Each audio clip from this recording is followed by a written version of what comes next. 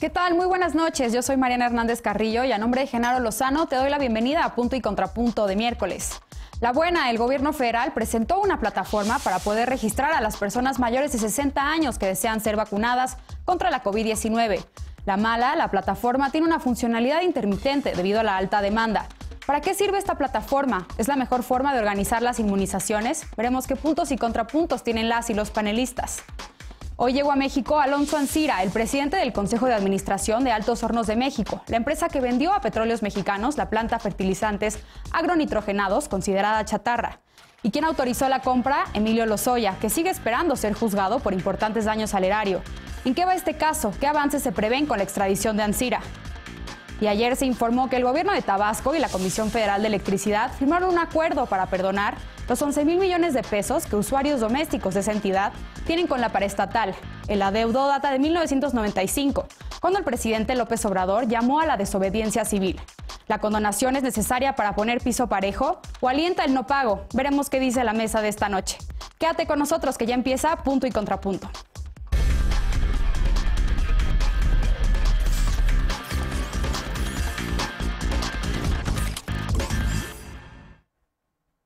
Vaya revuelo que causó el lanzamiento de la plataforma para registrar a las personas mayores de 60 años que deseen vacunarse. Y el revuelo fue porque el sistema colapsó y ha presentado intermitencias. Desde que fue presentada durante la conferencia mañanera, el sistema fue incapaz de resistir la alta demanda y en la tarde el subsecretario López-Gatell informó que se trabaja para ampliar su capacidad y que en un par de días ya tendrá capacidad de registro. Veamos en contexto. Como parte de la fase 2 de la campaña nacional de vacunación contra la COVID-19, este martes el gobierno federal presentó la plataforma para el registro de personas mayores de 60 años. La plataforma fue diseñada como parte de la estrategia para integrar el directorio de personas que desean vacunarse.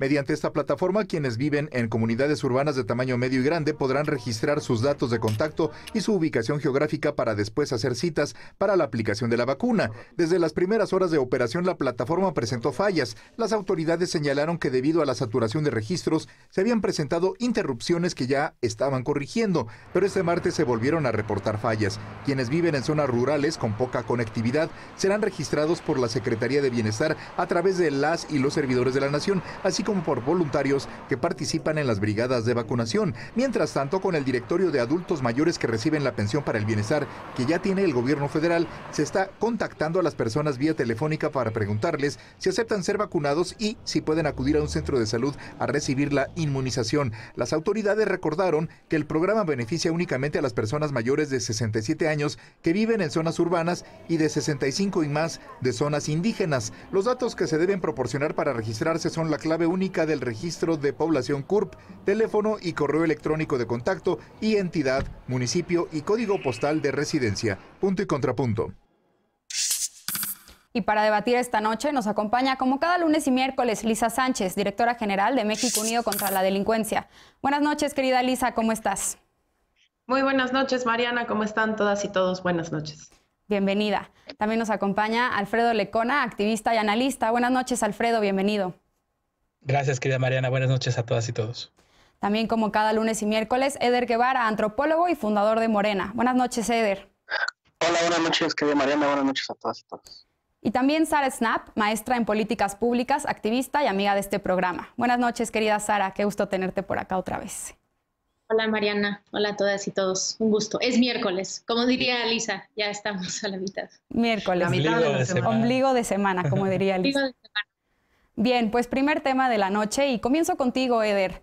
Ayer se habilitó esta plataforma para registrar a los adultos mayores o con 60 años o más para la vacunación contra la COVID y desde ayer, unas horas después de que fue habilitada, pues se saturó y colapsó y fue denunciado así en las redes sociales. ¿Cómo estás viendo tú esta plataforma? ¿Crees que es la mejor manera de registrar a los adultos mayores? Si hoy todavía hay gente que no ha podido registrar a sus familiares o registrarse.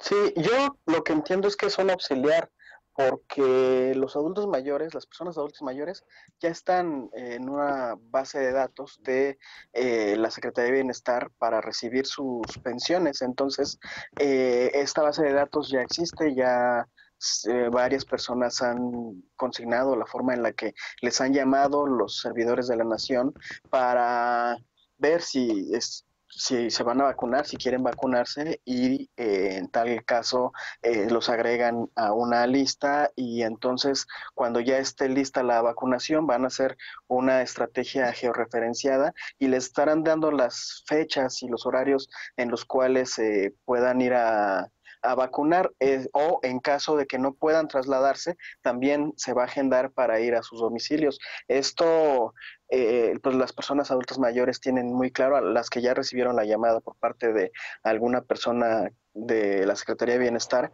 tienen ya muy claro el mecanismo. Sin embargo, pues creo que la saturación del programa, de este registro, tiene que ver mucho con la gran expectativa que la gente tiene, por supuesto, que es la esperanza de salir de la pandemia, y pues hubo una respuesta enorme. Creo que se debió haber previsto eso para que no se sature, pero no, tampoco es que no pasa nada, pues.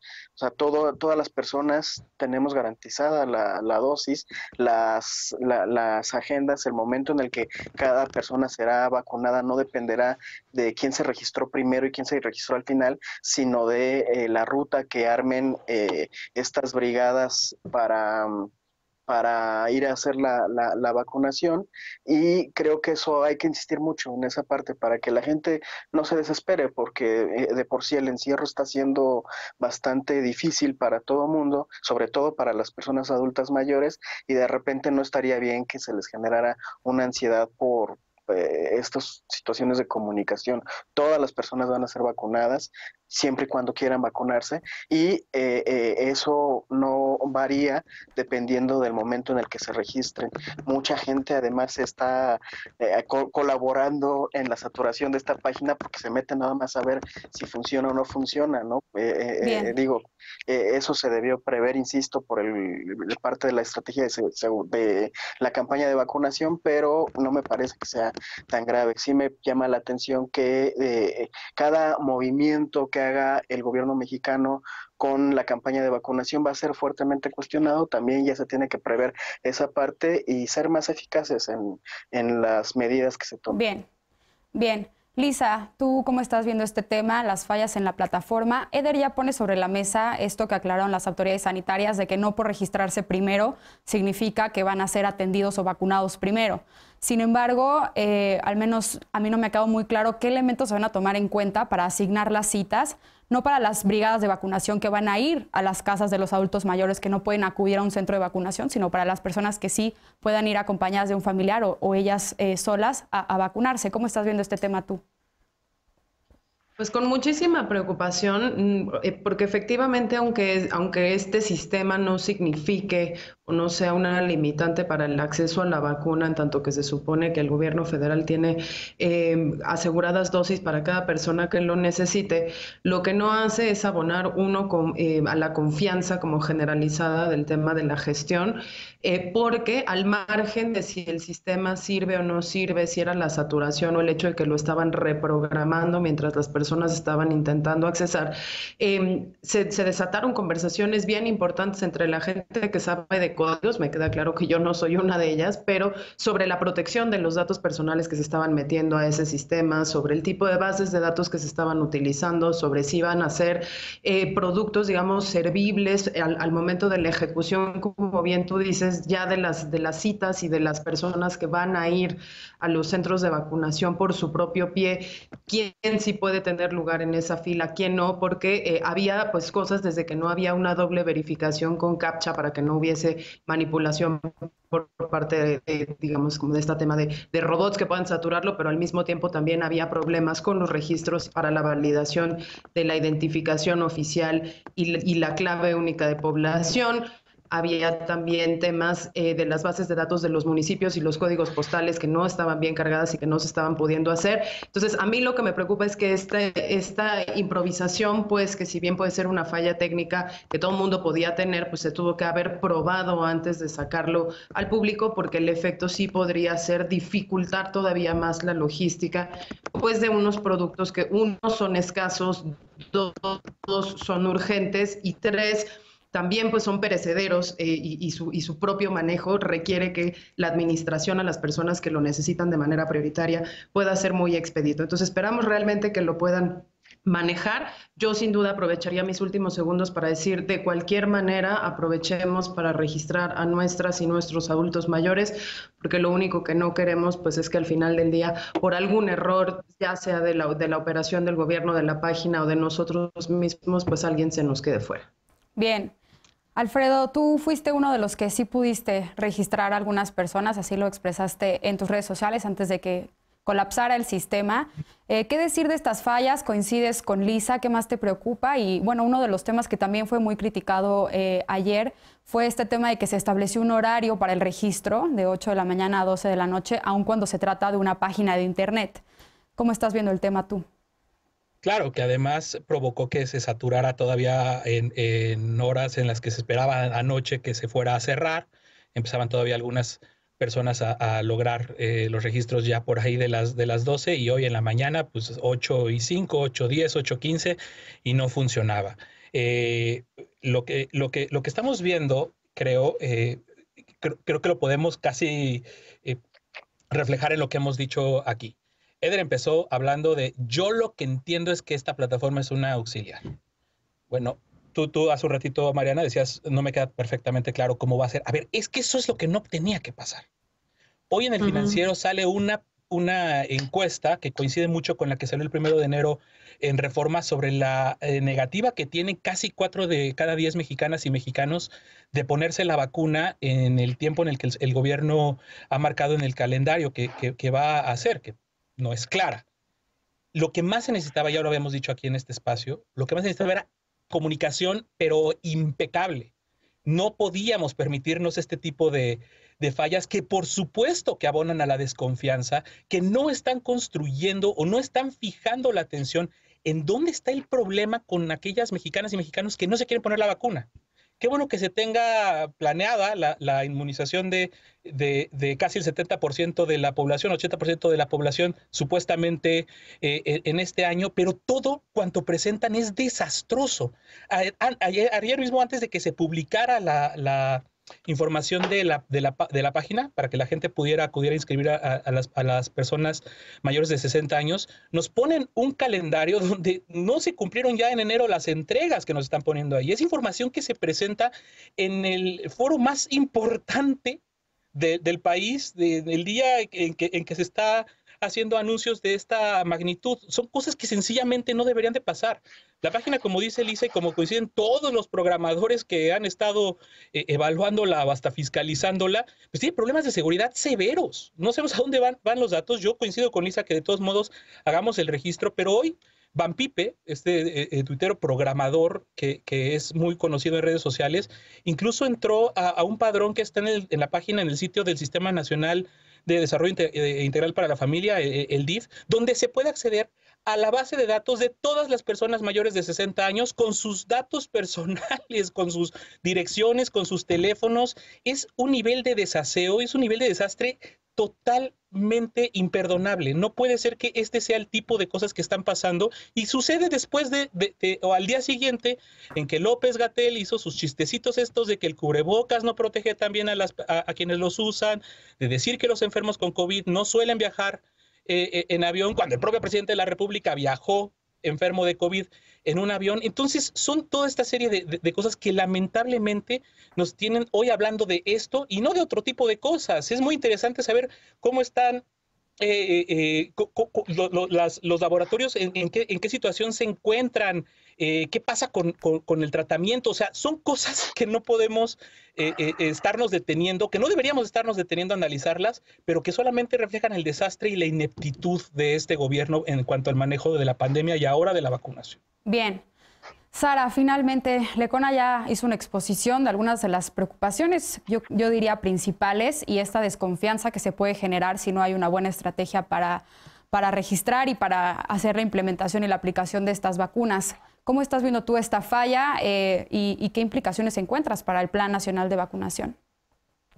Pues creo que si la vacuna es universal y van a necesitar todas esas dosis, en realidad hacer el registro es crear una burocracia y, como dicen, recibir datos de personas donde no sabemos exactamente cómo van a utilizar esos datos o cómo los van a guardar y que no son realmente resguardados adecuadamente como deberían de ser. Entonces, en realidad, el registro no era necesario, sino hubiera sido poner los centros de vacunación que se van a necesitar de todos modos cuando los demás personas tienen que ir a ser vacunados, que va a durar por lo menos un año, poner esa infraestructura, no levantar una página que no está funcionando con faltas de ortografía, sino poner esos centros y sí crear una forma de que las personas adultas mayores podrían entonces registrarse si no pueden acudir a uno de esos centros. Digamos que no pueden salir de su casa y por eso requieren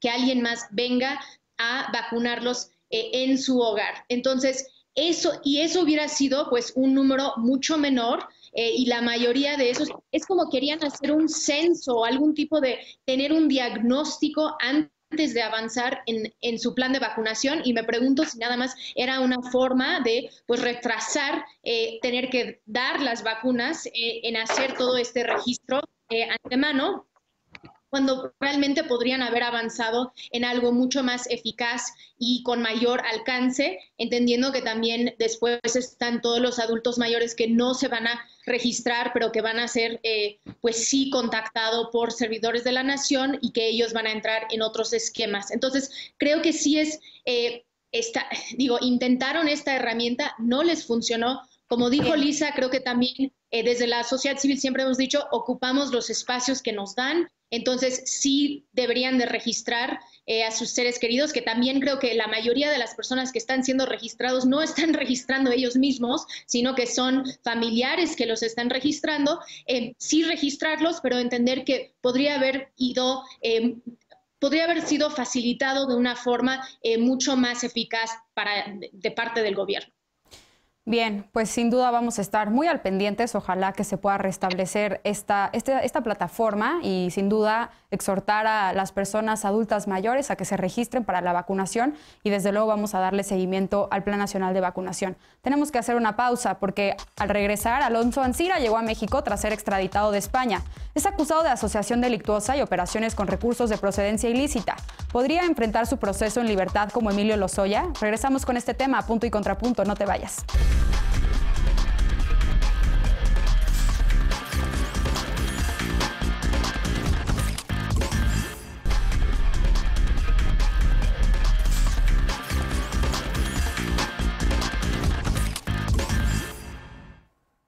Regresamos a Punto y Contrapunto. A 7 meses de la llegada a México de Emilio Lozoya, extraditado desde España, el empresario Alonso Ancira llegó este miércoles a nuestro país. Ancira enfrenta acusaciones por asociación delictuosa y operaciones con recursos de procedencia ilícita por la venta de la planta fertilizantes agronitrogenados que su empresa, Altos Hornos de México, hizo en 2015 a Petróleos Mexicanos, dirigida entonces por Lozoya. Ancira supuestamente habría sobornado a Lozoya con $3.5 millones para que comprara la planta, considerada chatarra, en $273 millones, un precio 10 veces superior a su precio real. Por ese mismo caso, Lozoya enfrenta actualmente su proceso en libertad, mientras espera la resolución a su solicitud del llamado criterio de oportunidad, que le permitiría evitar ser enjuiciado a cambio de aportar información. Ancira deberá enfrentar su proceso penal y devolver el pago recibido por agronitrogenados. El presidente López Obrador informó hace unas semanas que Altos Hornos está dispuesta a devolver los $200 millones que se pagaron de sobreprecio. En su conferencia del pasado 13 de enero, el mandatario federal dijo que un día antes había recibido una carta del empresario principal de Altos Hornos de México, aunque no mencionó su nombre. Lo que sí dijo el presidente fue que estaban dispuestos a devolver los $200 millones y que solo hacía falta que la Fiscalía resolviera si era conveniente llegar a ese acuerdo. Pero Altos Hornos de México lo negó. Aunque ninguno de los delitos que se le imputan a Ancira amerita prisión preventiva, se espera que la Fiscalía General de la República solicite que no pueda llevar su proceso en libertad para evitar la posibilidad de fuga. Bien, segundo tema de la noche y ahora comienzo contigo, Lisa. Esta extradición de Alonso Ancira que se suma a este gran caso de corrupción. ¿Cómo estás viendo este proceso? ¿Qué esperar? Y también de la actuación de la Fiscalía. Lo primero es celebrar que este individuo ya está de regreso, porque efectivamente todas aquellas personas que hayan ejercido un daño patrimonial a las arcas del Estado deben rendir cuentas frente a la justicia mexicana y no necesariamente solo disfrutar de los ciertos beneficios que por la vía de los juicios de amparo pueden acceder, digamos, como en las justicias extranjeras, ¿no? Él había disfrutado incluso de un periodo de liberación en España, luego de volverse a entregar él mismo a la prisión española, justamente porque lo que buscaba era que se desestimara la orden de aprehensión girada por Interpol por cuestiones legaloides ahí, como hemos dicho algunas veces en esta mesa, que tienen que ver con si se había notificado, si había expirado, si no. Al margen de que también merece la presunción de inocencia, digamos, que merece un debido proceso, creo que toda la carga de la prueba vuelve a estar en la Fiscalía General de la República, y ahí hay dos cosas que me preocupan particularmente. Una, la opacidad con la que se ha tratado el expediente Odebrecht, que a pesar de que esto ha sido impugnado en reiteradas ocasiones a través del Pleno del INAI, justamente una de nuestras instituciones en peligro en el próximo periodo de sesiones, del Congreso de la Unión, le ordenó a la Fiscalía transparentar esto, y que a través también del juicio de amparo la Fiscalía logró posponer ya por 4 años la publicación de los informes, digamos, anonimizados del caso, para que podamos conocer todo lo que se ha investigado, cuáles son las pruebas que tienen o no, y el hecho de que los plazos judiciales interrumpidos por la pandemia de COVID pues le dieron justamente aire a Emilio Lozoya para que sea hasta marzo cuando se decida si la Fiscalía lo vincula formalmente a proceso o no, y si le acepta su solicitud de atenerse al criterio de oportunidad. Pero por el otro lado me preocupa otra cosa que tiene que ver con aquel episodio famoso de punto y contrapunto de la rifa no rifa del avión, que tiene que ver con si se logra un acuerdo reparatorio después de un proceso llevado por la Fiscalía en el que se decida o se dictamina al final que la empresa tiene que devolver el sobrecosto que se pagó a partir de Petróleos Mexicanos, es decir, el daño patrimonial ejercido a Petróleos Mexicanos. ¿Cuál va a ser el procedimiento que van a seguir? Porque, y traigo a cuenta ese episodio de febrero del 2020, hoy en el caso del tema de Infonavit que discutíamos en aquel episodio, sabemos que ese dinero sigue en el limbo y que no se ha podido acreditar ni desde la PGR ni del Instituto para devolverle al pueblo lo robado, ni se le ha podido reintegrar al Infonavit ese dinero que ha estado en pleito legal todos estos años con los empresarios que supuestamente también tuvieron contratos ventajosos durante la presidencia de Enrique Peña Nieto. Entonces, la dificultad es doble. Una tiene que ver con transparencia y con la integración de la carpeta de investigación para efectivamente vincular a proceso a este individuo y entonces saber si proceden las sanciones de cárcel o se puede además llegar a un acuerdo reparatorio de reintegración del dinero, pero en cuyo caso que llegáramos hasta allá después de ese proceso, queda todavía por ver la capacidad del Estado mexicano de genuinamente reintegrarle a la dependencia que sufrió ese daño patrimonial los recursos que le fueron extraídos, digamos, como de manera ventajosa o ilegal. Bien, Sara, Lisa ya expone algunas de las principales preocupaciones respecto a este caso. Tú también celebras la extradición de Alonso Ancira y también respecto a este acuerdo reparatorio que ella ya hace alusión, ¿lo ves viable? Pues sí, justo creo que es muy importante que se está haciendo pues este seguimiento al caso.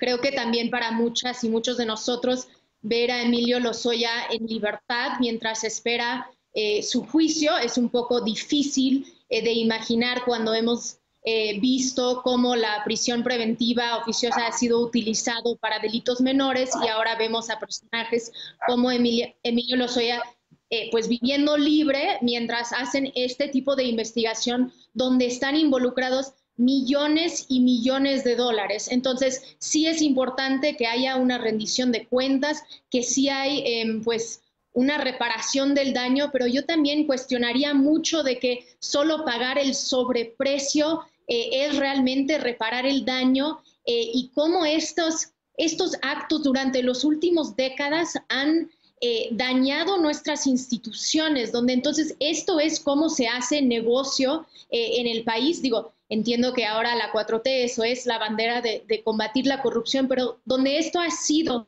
el status quo de cómo trabajar y cómo conseguir contratos, cómo tener una relación cercana con las autoridades, y que esto es lo que ha corrompido nuestras instituciones, y que solo pagar $200 millones va a reparar el daño. Yo tengo grandes preguntas sobre eso.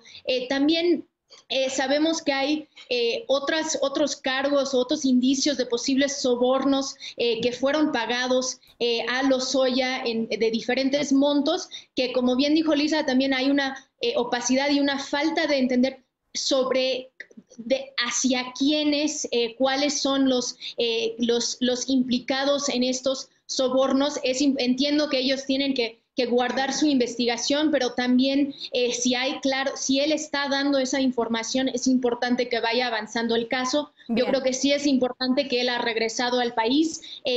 Creo que los acuerdos de negociación sí son importantes si esas empresas quieren seguir trabajando en el país, si quieren seguir existiendo, pero creo que tiene que haber un pago mayor que nada más el sobreprecio. Bien. Eder, ¿qué opinión te merece la extradición de Ancira? Sara ya pone sobre la mesa el proceso que está llevando Emilio Lozoya, y justo quería preguntarte si tú crees que veremos un proceso similar en el caso de Ancira.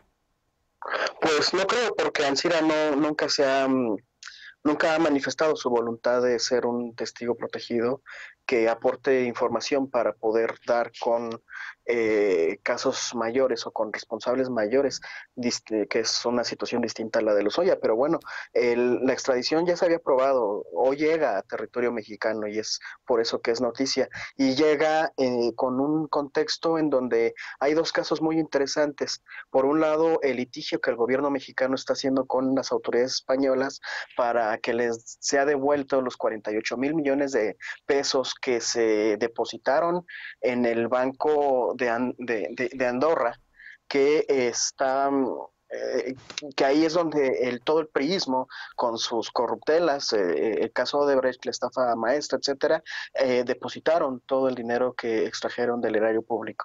Entonces, seguramente la información que se extraiga ahora con las declaraciones de Ancira ayudarán a ese litigio para que regresen estos 48,000 millones a las arcas mexicanas. Y también se da en el contexto en el que hoy, cuando estaba aterrizando el avión de España a México, también estaban deteniendo en Guerrero a Mario Marín, el exgobernador de Puebla, por el caso de Lidia Cacho. Son de dos casos que pueden ser muy emblemáticos, que si la FGR actúa de manera adecuada y con mucha inteligencia, podrá reducir la brecha de impunidad que impera en México, y creo que es una oportunidad bastante importante para mandar un mensaje de combate real a la impunidad en México. Entonces, está muy interesante lo que está por suceder. Insisto, la extradición se había aprobado ya desde hace un rato. El tema ahora es qué se hace con la información a partir de las declaraciones y cómo se lleva a cabo el juicio para este personaje, porque efectivamente el Poder Ejecutivo está revisando y viendo la posibilidad de que se le reembolse la mayor cantidad de dinero posible por estos fraudes, pero la FGR tiene autonomía y tiene la obligación de impartir justicia. Entonces, esperemos que si haya un juicio transparente y una sanción ejemplar para este personaje, que además se acuerdan, cuando fue detenido él tenía este gesto de impunidad y soberbia, ¿no? Se sentía intocable. Bueno, pues ya vimos que no es intocable, y esperemos ahora que sí cumpla una condena justa. Bien, Alfredo, dice Eder, una oportunidad importante para el combate a la impunidad en México. ¿Cómo lo estás viendo tú y qué escenario podemos esperar de este caso? Sí, de acuerdo, salvo que un pájaro no hace, como dicen, una golondrina no hace primavera.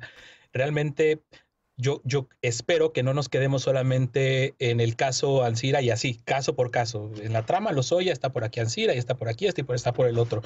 Yo espero que no nos quedemos en lo que es solamente el daño patrimonial, que por supuesto que no es menor y que por supuesto que es una aspiración recuperar en medida de lo posible y lo más que se pueda lo que extrajeron estas personas del dinero público, los fraudes que hicieron. Y este tema particular, pues es algo que el propio Andrés Manuel traía sin que muchas personas, la verdad, le pusieran reflector desde 2017, si no es que más atrás. Yo recuerdo que él en alguna entrevista en el contexto de la campaña de Estado de México informaba de esta transacción y pues ahora vemos que estamos en este punto, pero yo, y más allá que hablar de la Fiscalía y que si Mario Marín y eso, sí hablar de una información que también ha estado circulando en las últimas horas que tiene todo que ver realmente, si queremos ver el panorama completo, que es que la Fiscalía General de la República aparentemente está investigando a Emilio Lozoya por haber recibido $5 millones en sobornos de empresas ligadas a OHL. Y traigo el caso OHL a la cuenta porque ese es parte del panorama completo. O sea, si echamos el reloj atrás a tiempos del peñanetismo, incluso del peñanetismo en el Estado de México, lo que se preparaba desde ahí con todo este tipo de alianzas con empresarios, con empresas extranjeras y demás, era el asalto al poder, el asalto al poder mismo. Por supuesto que mantener en este plan privatizador y de la reforma energética y todo lo que vimos en los siguientes años, pero antes de eso, una operación con fraudes que son gigantescos que no les estamos poniendo la atención necesaria. El caso de OHL representa un fraude de alrededor de los 90,000 millones de pesos en 15 años. Es esta empresa con la que Arturo Montiel, como gobernador en 2002, pactó en España con los directivos de OHL, una empresa que no figuraba al tamaño que después terminó siendo gracias a los contratos que obtuvo por el Estado de México, donde arreglaron una licitación que ganaron el siguiente año, en 2003, para construir el circuito exterior mexiquense y después el viaducto Bicentenario, estos segundos pisos del Estado de México que conectan incluso con Ciudad de México, por los que los mexicanos que hemos transitado por ahí hemos estado pagando para financiar no solo las campañas del PRI, sino campañas incluso en España. Entonces, yo creo que la aspiración de ver el panorama completo, de tener a toda la camarilla junta, tiene que ser reflejada en una investigación, en un maxi proceso, y no estar viendo las cosas como yo siempre he criticado acá, que hace la Fiscalía General de la República, fragmentadas. Ahorita es el caso de este, ahorita es el otro. Tenemos que aspirar a exigir y a encontrar la forma de juzgar el contexto general que permitió que la camarilla de Enrique Peña Nieto tomara el poder de la forma que la tomó con casos como el de Altos Hornos de México, como Odebrecht, OHL y todo lo que se pueda acumular. Es hacia allá donde tenemos que avanzar para que en verdad podamos aspirar que la Fiscalía sabe hacer investigaciones así de complejas y sí podamos hablar de que se reduce la impunidad en este país. Bien, pues tenemos tiempo para una intervención más. ¿Alguien quiere agregar algo? Lisa, ¿habías levantado la mano? No. Pero bueno, nada más, habiendo escuchado lo que decía Lecona, pues efectivamente, ¿no? O sea, creo que nos queda muy pendiente todavía seguir desentramando y por eso era tan importante el tema de la transparencia del caso de Lozoya, porque lo que necesitamos es saber genuinamente hasta dónde están llegando esas investigaciones y por cuántas conductas, ¿no? Porque no ha sido lo único. Y creo que también por ahí vamos a tener que seguir investigando, pues cómo ha estado operando la Fiscalía General de la República con casos anteriores de los que ya no hemos hablado, pero que seguramente que siguen sin encontrar justamente la solución, como este del Infonavit que mencionábamos hace rato, porque ahí hay pues ciertas presunciones que nos hacen pensar que también pues hay un mal manejo del caso por parte de la Fiscalía General de la República, pero bueno, desafortunadamente a mí en este caso particular no me sorprende dada quién la encabeza, ¿no? Pero bueno, bien, hasta ahí la dejaría. Bien, pues tenemos que hacer una pausa, pero sin duda estaremos atentos al seguimiento de este caso. La Comisión Federal de Electricidad condonó adeudos en Tabasco. Más de 600,000 personas tienen borrón y cuenta nueva y pagarán la tarifa más baja. ¿Es una buena medida para apoyar a los más pobres o alienta el impago? Regresamos con este tema, punto y contrapunto. No te vayas.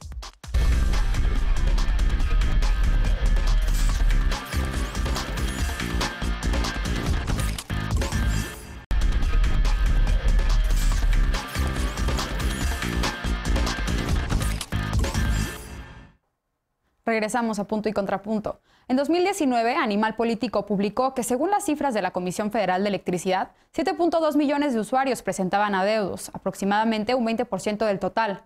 De los deudores, 1 de cada 3 era de Tabasco. Pero no son los únicos. El Estado de México debía entonces casi 8 millones de pesos y la capital del país 5. Pero el saldo de los tabasqueños era de 11,000 millones de pesos y ayer se informó que por fin quedó condonada esa deuda histórica. Veamos en contexto.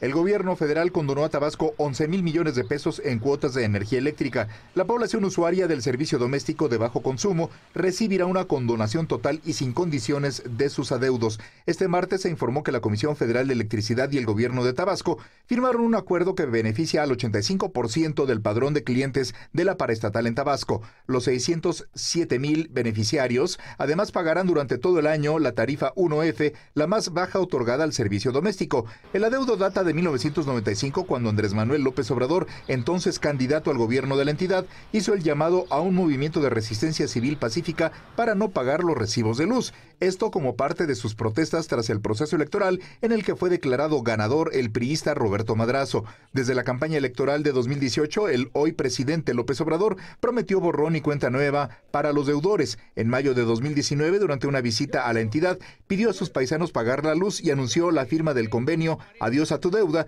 que otorgó 6 meses para que los usuarios acudieran a las oficinas de la paraestatal para remitir su deuda y firmar un nuevo contrato, a partir de lo cual debían pagar su consumo eléctrico. Tras vencerse el plazo, se dieron 2 prórrogas más, pero hasta septiembre pasado, solo unos 200 habían regularizado su situación. Finalmente, este martes se anunció la condonación general y también para 203,000 personas afectadas por las inundaciones del último trimestre de 2020. Punto y contrapunto. Bien, último tema de la noche y ahora comienzo contigo, Sara. Esta condonación que hace la CFE, una condonación a la deuda histórica de Tabasco, y bueno, vuelve la Comisión Federal de Electricidad a ser tema de debate en esta mesa. ¿Cómo estás viendo tú este borrón y cuenta nueva? Como ya decía la nota, ya se había acordado un programa para la regularización de los deudores en Tabasco, pero ahora vemos una condonación total y sin condiciones. ¿Cómo lo estás viendo tú? Y digamos que claramente intentaron regularizar los pagos, no funcionó y tuvieron que buscar otra forma de resolver el problema. A mí sí me preocupa un poco el precedente que crea a largo plazo. También me preocupa que esto puede ser utilizado como a cambio de votos. Estamos en un año electoral, entonces cuando este tipo de acción pues nos hace cuestionar a veces los motivos, entendiendo que esto sí forma parte de un proceso mucho más largo que es importante reconocer, pero que sí es preocupante. También sabemos que la CFE en este país suele tener montos muy diferenciados entre una casa y su vecino, donde hay a veces las personas están siendo cobrados tasas muy altas para su consumo y donde no hay una claridad ni transparencia sobre por qué te están cobrando qué. Entonces, creo que sí hay una necesidad de revisar la CFE y revisar cómo está funcionando y cómo es esas estimaciones de pagos que tiene que hacer cada casa, porque sé que en las comunidades que yo he visitado y en donde vivo, siempre hay una gran diferencia entre lo que están pagando uno a otro, aunque las casas son las mismas o del mismo tamaño. Entonces, creo que también es importante, y lo hemos platicado en esta mesa, pues el personaje de Bartlett como teniendo este poder también y de que cómo fue ese acuerdo entre el presidente y Bartlett, entendiendo que es un personaje que nos genera mucha preocupación y que nos genera, pues, por lo menos de mi parte, una inseguridad sobre sus intenciones o sus motivos. Entonces creo que sí es importante, sí, que para esas personas, que bueno, porque claramente están en las necesidades de que se puede aligerar esas deudas y esa deuda histórica que tenían, pero creo que también en este momento de la pandemia sí tendríamos que estar viendo cómo se extiende este aligeramiento o esta suspensión de pagos para más personas y más familias en este país, ahora que hemos perdido tantos trabajos y que la gente está en una situación de crisis económica, además de sanitaria. Entonces, sí creo que tenemos que estar teniendo una conversación también mucho más profunda sobre las necesidades del país. Bien. Eder, no sé si quieras responder a la pregunta que plantea Sara y también, bueno, además de tu opinión sobre esta condonación, si consideras, igual que Sara, que esto puede sentar un precedente para el no pago y también para que se utilice como un instrumento político electoral. La ventaja de que una medida sea universal es que no es posible generar clientelas, y eso es muy importante enfatizarlo, porque cuando se utiliza electoralmente cualquier cosa, que es la tradición priista, es porque se generan clientelas, corporativizan los beneficios sociales. Esto es universal, es para toda la población cuya casa es de bajo consumo, y los beneficiados son 107,000 personas. Es además un compromiso que ya se había anunciado desde hace un año y que ha sido gradual y apenas ahora va a entrar en vigor, porque además hay una negociación en donde el gobernador de Tabasco se puso duro con la CFE y eso agilizó el proceso, pero además los movimientos de no pago de la deuda, como un poquito lo explicaba la nota inicial, suceden en todo el centro y el sur del país. Hay por regiones estrategias para potenciar la economía de estas regiones, así como en la frontera norte hay un salario diferente, un costo de gasolina diferente. Bueno, pues en el sureste mexicano se ha generado estos movimientos para no pagar las deudas históricas, que son enormes, y a partir de eso, por eso se llama borrón y cuenta nueva, incentivar que la gente empiece a pagar de manera cotidiana su luz. En Chiapas, en comunidades de Chiapas, el gobierno de la 4T también ya había condonado la deuda histórica antes, pero se da esta condonación en un contexto que, además de la pandemia, de las inundaciones lamentables que sufrieron allá, está la iniciativa en la Cámara de Diputados para fortalecer y proteger a CFE, y entonces en ese contexto hay una campaña mediática para decir, miren, por un lado quieren proteger a la CFE y por otro lado están perdiendo 11,000 millones de pesos en la condonación a 607,000 beneficiarios de Tabasco. Pero les voy a contar un caso, un contrato de la empresa Diversidad Sociedad Anónima, que es dirigida por José Adolfo Murat, que esta empresa tuvo un contrato para la compra de 3,100 watts a costo de generación de la CFE. Le compran 3,100 watts a CFE y esta empresa los revende en el mercado mayorista spot. Bien. Este contrato se obtuvo un mes y medio antes de que entrara el gobierno de la 4T, y las ganancias son por más de 500 millones de pesos anuales. Este personaje, José Adolfo Murat, fue diputado del PRI, fue integrante de la Comisión de Energía y actualmente es precandidato para ser presidente municipal. Eso es lo que hay que proteger, por eso hay que proteger a CFE. Solamente una persona se está llevando 500 millones de pesos de utilidades de lo que genera CFE, y fíjense, con la condonación los beneficiados son 607,000 personas. Por supuesto que hay que blindar a la CFE, por supuesto que hay que protegerla, porque hay muchos contratos beneficiosos para gente cercana a quienes operaron la reforma energética, y se tiene que revisar con lupa todo eso. Bien. Lisa, ¿tú coincides con Eder? ¿Crees que este borrón y cuenta nueva era la solución para esta deuda en Tabasco? Pues si el borrón y cuenta nueva es la solución, tiene que aplicarse a nivel nacional y con una justificación muy clara y con una campaña masiva en donde no haya diferenciación de beneficiarios, porque aunque no sea exclusivo de un municipio o una serie de municipios de Tabasco donde sufrieron las inundaciones, porque esto no se aplicaría igual con las mismas inundaciones que se sufrió en Mérida y la zona conurbada, o porque esto no se aplicaría igual en otros estados afectados por otro tipo de desastres naturales o por otro tipo de situaciones sociales o incluso históricas, como bien decía Eder. Yo no tengo ningún problema con que haya medidas progresivas en donde las personas que tengan menos recursos tengan beneficios de los subsidios más grandes, y aquellas personas que tengan más recursos no reciban subsidios o reciban los subsidios más pequeños de los tabuladores. Eso es lo que ha hecho, creo yo, de manera muy acertada Claudia Sheinbaum en la ciudad al subir paulatinamente las tarifas de agua y luz de las 100 o 200 colonias, creo que son más ricas de la ciudad. Eso me parece bien, pero Eder hablaba de una contradicción que supuestamente se está dando en el debate público sobre la pérdida de 11,000 millones de pesos versus la necesidad de proteger a la CFE.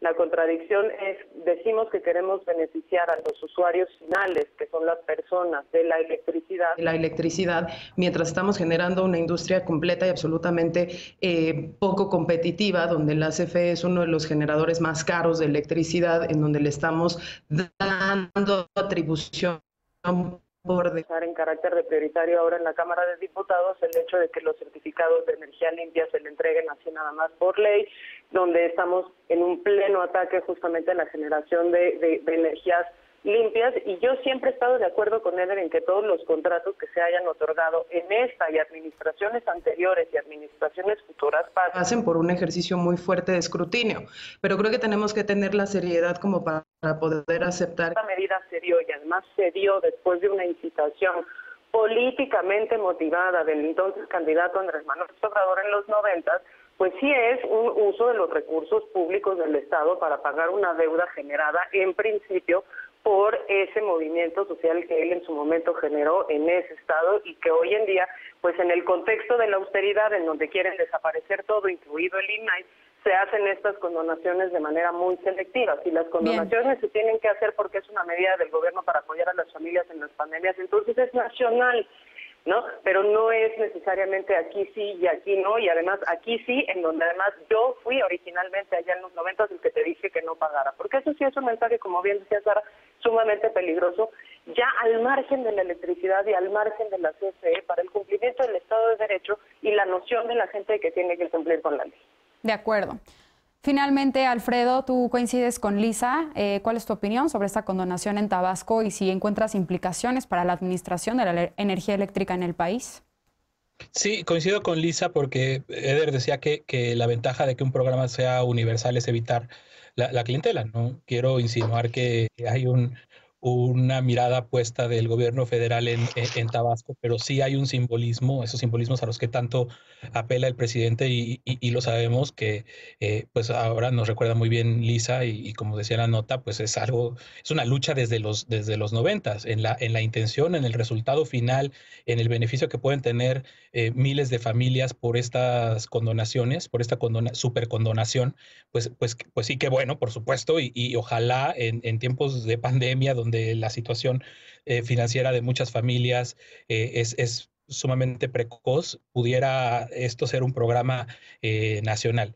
Y hay una cosa que hoy muy relevante pasó hablando de CFE y hablando de confiabilidad, que la Suprema Corte de Justicia hoy, precisamente la segunda sala, invalida el famoso decreto NALE, que se llama la Política de Confiabilidad, Seguridad, Continuidad y Calidad del Sistema Eléctrico Nacional, a raíz de una acción de inconstitucionalidad que presentó la COFESE, una controversia constitucional, perdón, la Comisión Federal de Competencia Económica, uno de esos tantos organismos autónomos que le chocan al presidente, que pues desde luego le deben de chocar a la secretaria Nale y al gobierno federal que diseñó, parte del gobierno federal que diseñó esa política de confiabilidad, porque la Suprema Corte fue contundente, clara, solo con el voto en contra de la ministra contratista que puso el presidente López Obrador con apoyo del Senado, que esa política iba en contra de la libre competencia, violando la Constitución, violando lo que hoy por hoy está en la Constitución. Entonces creo que es un buen momento todo esto de plantearnos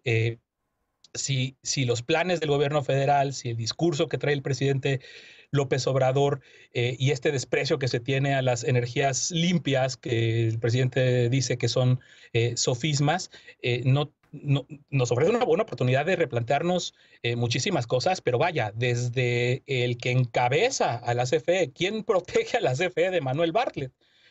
Hay que dejar de recordarlo que Manuel Bartlett y la CFE, o la CFE a cargo de Manuel Bartlett, recientemente en diciembre, el 28 de diciembre, para justificar el famoso aquel apagón que hubo en muchos lugares, falsificó un documento de Protección Civil del Estado de Tamaulipas para hacer creer que esa fue la razón de aquel apagón. Entonces, pues las manos en las que está la CFE definitivamente no son las mejores, son las manos de Manuel Bartlett, y la política energética del gobierno pues empieza a encontrar un freno en lo que han querido hacer de forma autoritaria y abusiva en la propia Suprema Corte de Justicia de la Nación. Bien, pues con esto... Sí, Sara. Puedo decir que es nada más de que Eder dijo que esto es algo que es universal. No es algo que es universal, es algo que benefició a las personas que se sumaron a esa resistencia civil que llamó... No, eso es falso.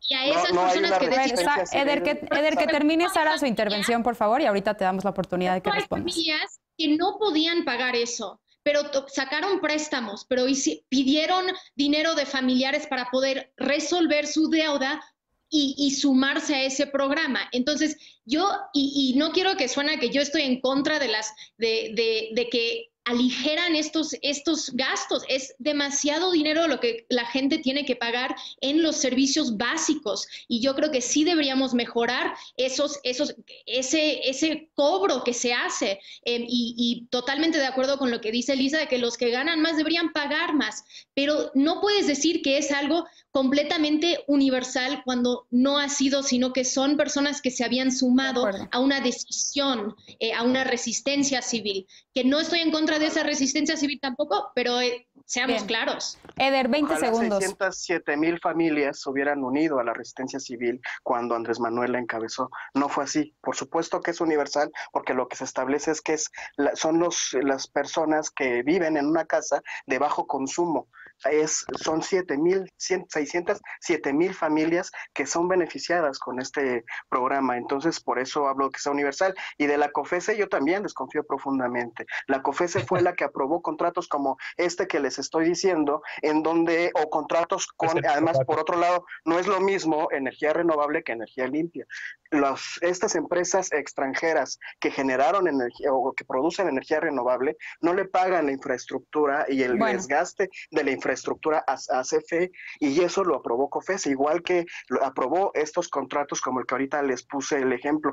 Por supuesto que hay una desconfianza profunda a todo lo que se generó en la gestión anterior, y todo aprobado y aplaudido en aras de la competencia y del libre mercado. Entonces, tendrá a ver qué pasa con la iniciativa para proteger a la CFE, pero se tienen que revisar a detalle y con lupa todos estos contratos. Bien, pues lamentablemente tenemos que dejar el debate por aquí, al menos por hoy, y vamos a un corte para regresar con la paparrucha de esta noche.